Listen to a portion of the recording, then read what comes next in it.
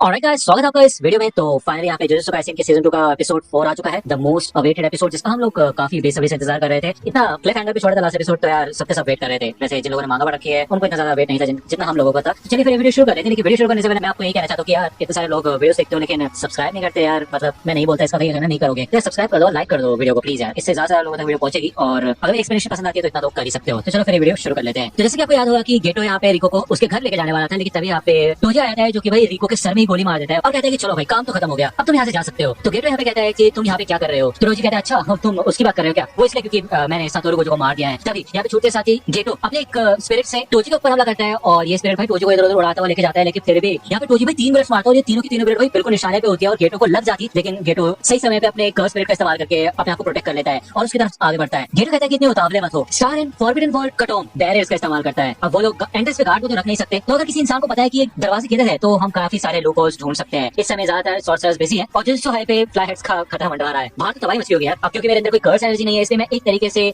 अदृश्य हूँ और ये सबसे बड़ी प्रॉब्लम है तुम लोगों के लिए। अगर मैं किसी कर्स टूल का इस्तेमाल करता हूँ तो मैं फिर इनविजिबल नहीं रहूंगा क्योंकि कोई भी मेरा पता लगा सकता है। इसके अलावा मैं अपने पास एक ऐसा कर्स स्पिरिट रखता हूँ जो कि अपने अंदर ऑब्जेक्ट्स छुपा सकता है। मैं उसके अंदर अपने कर्स टूल्स रखता हूँ। अब तुम सोच रहे होगे कि इस कर्स स्पिरिट की वजह से मैं अदृश्य कैसे हो सकता हूँ, तो मैं तुम्हें बता दूं कि मैं इन कर्स स्पिरिट को इतना ज्यादा छोटा कर देता हूँ कि मैं इन्हें निकल जाता हूँ और अपने पेट के अंदर रखता हूँ। और एक अदृश्य आदमी के ऑर्गन्स भी अदृश्य ही रहते हैं जिस वजह से किसी को भी वो दिखाई नहीं देते, क्यों है ना। तो इस तरह मैंने तुम लोगों का बैरियर पार कर लिया, अपने साथ हर तरीके के कर्स टूल लेके आए हैं इधर। अब तुम ये सोच रहे होगे कि मैंने शुरुआत में अपने कर्स टूल का इस्तेमाल क्यों नहीं किया। अगर मैं ऐसा करता तो 6 साइज को कैसे हरा पाता। मैं पहले मेरे को स्टार प्लाज्मा वेसल को ही मारना चाहिए था, लेकिन मैं इस बात का जोखिम नहीं ले सकता था कि 6 साइज मुझे देख ले। गेटो ये कहता है कि बस चुप हो जाओ, मुझे पता है तुमने एक स्पिरिट से पैक्ट बना रखा है जिस वजह से तुम्हारी स्ट्रेंथ इंक्रीज हो जाती है, बिल्कुल एक सॉर्सरर की तरह। तुम्हें पता है चला कि यहाँ पे आने के दरवाजे कौन से हैं। हमने कोई रेसिडुअल्स भी नहीं छोड़े थे। तो रोजी ये कहता है कि रेसिडुअल्स के अलावा भी लोग काफी तरीके की निशानी छोड़ते हैं, जैसे कि स्मेल, फुटप्रिंट और ऐसी कई चीजें। मेरे पैक की मदद से मेरी पांचों की पांचों सेंस काफी हद तक बढ़ जाती हैं। जब गेटो कुरोई के बारे में पूछता है तो रोजी ये कहता है कि मेरे को उससे कोई फर्क नहीं पड़ता, फिर चाहे वो जिंदा हो या मर गई हो, शायद वो मरने की कगार पे होगी, मुझे उससे कोई लेना देना नहीं है। तभी यहाँ पे गेटो अपने एक स्पिरिट से फिर से टोजी के ऊपर हमला करता है। टोजी इस स्पिरिट से निपटने की कोशिश करता है। तभी यहाँ पे गेटो अपने भाई कैनन टाइप के अटैक भी करना शुरू कर देता है, जिस अटैक से यहाँ पे टोजी बार बार बचता है। लेकिन थोड़ी देर बाद वो यहाँ पे गेटो के रेनबो ड्रैगन को भाई काट के रख देता है, जो कि सच में काफी ज्यादा टफ है और उसको हराना काफी ज्यादा मुश्किल है। यहाँ पे वो ड्रैगन जब गिरता है तो ये लोग जिस प्लेटफॉर्म पे खड़े होते हैं पूरा का पूरा प्लेटफॉर्म नीचे गिरने लग जाता है और टोजी कहता है कि कर्स मैनिपुलेशन। तभी यहाँ पे गेटो की दूसरी कर्स स्पिरिट आती है जो कि भाई काफी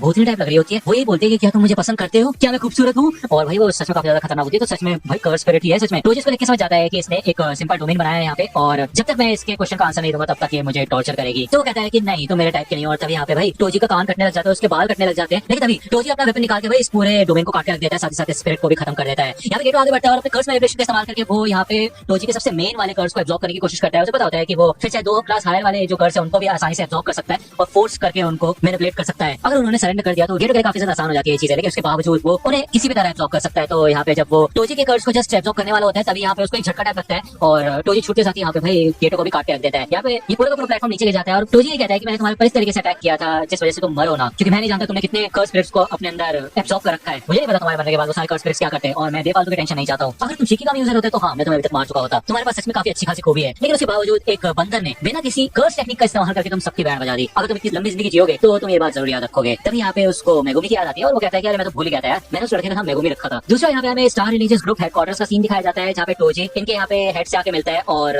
वो रिको की बॉडी यहाँ पे लेके आ चुका होता है एज अ प्रूफ। उसके बॉडी सही सलामत होती है बिल्कुल। और यहाँ पे सामने सोनोडा होता है जो कि स्टार रिलीजियस ग्रुप का रिप्रेजेंटेटिव होता है। वो कहता है कि मैं तुम्हें पेमेंट के अलावा एक बोनस भी दूंगा, तुमने सच में काफी अच्छा काम किया है। सोनोडा ये कहता है कि हमने सोचा नहीं था कि तुम इस टास्क में सक्सेसफुल हो जाओगे, हमें लगा था तुम बहुत बुरी तरह से हार जाओगे। स्टार रिलीजियस ग्रुप की शुरुआत नारा एरा में हुई थी जब टेंजिन सवा ने प्रीचिंग शुरू की और जुजुत्सु सॉर्सरर्स की शुरुआत की। धीरे धीरे बुद्धिज्म पूरे जापान में फैल रहा था। उस समय जुजुत्सु सोसाइटी और रिलीजियस कॉर्पोरेशंस के बीच में काफी अंतर था। उसी वजह से यहाँ पे स्टार रिलीजियस ग्रुप की शुरुआत हुई। हमने एक कसम खाई थी कि हम नॉन सॉर्सरर्स बनके रहेंगे। जुजुत्सु सॉर्सरर्स को कई फायदे होते हैं लेकिन वो नॉन सॉर्सरर्स के ऊपर हाथ नहीं डाल सकते। तो फाइनली वो समय आ चुका है जिस चीज को एक टाबू माना जाता है, एक ऐसा रिलीजन जो कि सिर्फ एक ही भगवान को मानेगा। अगर हमारे बिलीवर्स ने एसिमिलेशन होते हुए देखा होता तो हमारी पूरी एसोसिएशन खत्म हो जाती, हम कोई एक्शन लेते तो जुजुत्सु सॉर्सरर हमें कुचल के रख देते। हम सच में काफी निराश थे, हमें लगा था हम सब कुछ खो देंगे, लेकिन तुमने सच में काफी अच्छा खासा काम किया। ये तो ऐसे निकलते हैं और टोजी ये कहते हैं कि मैं तुम्हें कहा था ना कि उस मेड को कहीं दूर ले जाके मार डालना, तुमने उसे मारा क्यों नहीं। तो ये बंदा ये कहता है कि हमें पता था कि तुम गोजो को हराना चाहते हो, इस वजह से हमने उसकी किडनैपिंग का नाटक किया और उसको ओकिनावा लेके गए, जिस वजह से एंड में आके हमारा प्लान तो सक्सेसफुल हुआ ही। मैंने तुम्हें इसलिए नहीं बताया क्योंकि तुम मेरे कॉल भी नहीं उठा रहे थे और वैसे भी तुम मेरे किसी प्लान के बारे में सुनना भी नहीं चाहते, क्यों है ना। तो चलो फिर कोई बात नहीं, एटलीस्ट हमारा मिशन सक्सेसफुल हुआ। तो टोजी ये कहते हैं चलो यार ऐसा करता है कि एक अच्छी जगह चल के खाते पीते हैं ना। तो ये बंदा ऐसे चला जाता है, कहता है मैंने तो पहले कहा था कि हम सिर्फ या तो काम में साथ होंगे या फिर हम नाइफ में साथ होंगे, उसके अलावा हमारा कोई लेने देना नहीं है। तो टोजी जब यहाँ से जा होते हैं तभी भाई सामने से गोजो आ जाता है। इसी भर का वेट था मेरे को, मैं यही सोचा था कि भाई लेट कैसे गया गोजो। गोजो कहता है क्या बात है, काफी समय हो गया मिले हुए, क्यों है ना। टोजी कहते क्या तुम सच में यहाँ पे हो। तो गोजो कहता हाँ सच्ची मुच्ची एकदम जिंदा और धड़कता हुआ। टोजी समझ जाते हैं यहाँ पे गोजो ने अपने रिवर्स कर्स टेक्निक का इस्तेमाल किया है और गोजो ये कहते हैं जब तुमने मेरे गले पे वार किया तभी मैंने अटैक करने के बजाय अपना पूरा फोकस रिवर्स कर्स टेक्निक के ऊपर लगा दिया था। अब तुम जानते हो कि कर्स एनर्जी एक नेगेटिव पॉजिटिव एनर्जी होती है, ये बॉडी को एनहांस तो कर सकती है लेकिन उसे रीजनरेट नहीं कर सकती। लेकिन अगर तुम नेगेटिव एनर्जी को मल्टीप्लाई कर दो तो एक पॉजिटिव एनर्जी बनती है, जिसे कहा जाता है रिवर्स कर्स टेक्निक। और आज तक मैं इसका इस्तेमाल कभी नहीं कर पाया था यार। मुझे कह रहा है कि क्या फालतू की बकवास कर रहा है, चढ़ गई है इसको। और वो जो कहता है कि फाइनली जब मैं अपनी मौत के इतने नजदीक था तब मेरे को ये चीज समझ आई, कर्स एनर्जी की असली ताकत। अब आज तो इसलिए हारोगे क्योंकि तुमने मेरा सर काटा नहीं था उस समय, क्योंकि मेरा सर काटने के लिए तुमने कर्स टूल का इस्तेमाल नहीं किया था। तो ये कहते हैं क्या मैं हारूंगा? ये लड़ाई तो अभी शुरू हो रही है और भाई ये लड़ाई सच में शुरू होने वाली है। और इसके लिए मैं आपको सजेस्ट करूंगा कि एपिसोड देखो यार, काफी मजा आएगा, ठीक है ना। एक्सप्लेनेशन देखिए लेते हो, बट एपिसोड भी देख लो, ठीक है। यहाँ पे गोजो के इंस्टिंक्ट्स काफी ज्यादा तेज हो चुके होते हैं, जिस वजह से वो टोजी के हर अटैक से आसानी से बचने लग जाता है। और फाइनली यहाँ पे वो अपने कर्स टेक्निक रिवर्सल रेड का इस्तेमाल करता है, जिससे कि यहाँ पे टोजी काफी दूर उड़ता हुआ जाता है। उसके यार पहली बार यहाँ पे खून में निकलता है, ठीक है ना। टोजी कहता है कि राक्षस है एक भी हड्डी लेकिन टूटी नहीं मेरी। तो जिस टेक्निक का इस्तेमाल किया वो थी कर्स टेक्निक रिवर्सल रेड। क्या बात है, अपनी रिवर्स कर्स टेक्निक का इस्तेमाल करके उसने पॉजिटिव एनर्जी को लिमिटलेस टेक्निक में जोड़ दिया। पहली ताकत है किसी भी चीज को रोकने की, जो कि है लिमिटलेस टेक्निक। दूसरी है अपनी तरफ किसी को खींचने की, जो है लिमिटलेस टेक्निक की एम्प्लीफिकेशन ब्लो। और फिर तीसरी है उल्टाने वाली रिवर्सल कर्स टेक्निक रेड। और इन तीनों का सामना मैं आसानी से कर सकता हूँ, लेकिन कुछ तो गड़बड़ है ना। सब कुछ ठीक है। यहाँ पे वो अपनी चेन से गोजो को अटैक करता है, लेकिन गोजो उसके अटैक से आसानी से बच जाता है। वो ये कहता है कि मुझे माफ कर देना मनाई, मैं तुम्हारे ऊपर अभी इस समय गुस्सा नहीं हूँ, मुझे किसी से कोई शिकायत नहीं है। मैं तो ये देख रहा हूँ कि इस समय ये दुनिया कितनी ज्यादा खूबसूरत लग रही है। पृथ्वी से लेकर स्वर्ग तक सिर्फ मैं ही हूँ, लाजवाब, एक अकेला। एक ऐसी टेक्निक जो कि जनरेशन से पास डाउन होती जा रही है, उसकी एक यूजर मैनुअल होती है। अफसोस की बात यह है कि ये इन्फॉर्मेशन आसानी से लीक हो जाती है। तुम एक जेन क्लैन के मेंबर हुआ करते थे, क्यों है ना, और इसी वजह से तुम्हें लिमिटलेस टेक्निक के बारे में इतनी सारी चीजें पता है। लेकिन गोजो क्लैन में भी सिर्फ कुछ ही लोगों को इस चीज के बारे में पता है। तो फिर एक तरफ लो एम्पलीफाइड और एक तरफ लो रिवर्सल, इन दोनों को आके मिक्स कर दो तो बनता है इमेजिनरी टेक्निक पर्पल। और भाई इससे एक्टिवेट करते साथ ही यहाँ पे भाई रोशनी हो जाती है एकदम। गोजो की सबसे कमाल की टेक्निक, ठीक है। यहाँ पे टोजी को एक फ्लैशबैक आता है जहाँ पे झूठे साथी वो यही कहता है कि कुछ तो गड़बड़ है, मैं कभी भी फ्री में काम नहीं करता, लेकिन मैंने अपनी आंखों के सामने एक लिमिटलेस टेक्निक यूज करने वाले को देखा। वो आज की दुनिया का सबसे ज्यादा खतरनाक और ताकतवर जुजुत्सु सॉर्सरर है और मैं उसे घुटनों पे लेके आना चाहता हूँ। और यहाँ पे हमें फिर से अभी का सीन दिखाया जाता है जहाँ पे भाई टोजी का लेफ्ट हाथ के साथ साथ उसका लेफ्ट बॉडी पार्ट पूरा टूट चुका होता है, उसका कर्स भी यहाँ पे घायल हो चुका होता है। इनको मतलब यहाँ पे रिएक्ट करने का भी मौका नहीं मिला होता। वो यहाँ पे नीचे आता है और कहते तुम्हारी कोई आखिरी इच्छा है। यहाँ पे एंड मोमेंट पे वो अपने बेटे को याद करता है, जो कि होता है मेगुमी। वो ये कहता है कि मेरे बेटे को ज़ेन क्लैन में बेच दिया जाएगा, तो तुम जो करना चाहते हो करना, आज से 2-3 साल बाद। दूसरी ओर यहाँ पे हमें गेटो का सीन दिखाया जाता है और वो जो कर्स था, कर्स स्पिरिट वाला, जो कि टोजी का हुआ करता था, ये कर्स यहाँ पे गेटो के पास आ चुका होता है और कहता है कि मॉमी प्लीज। तो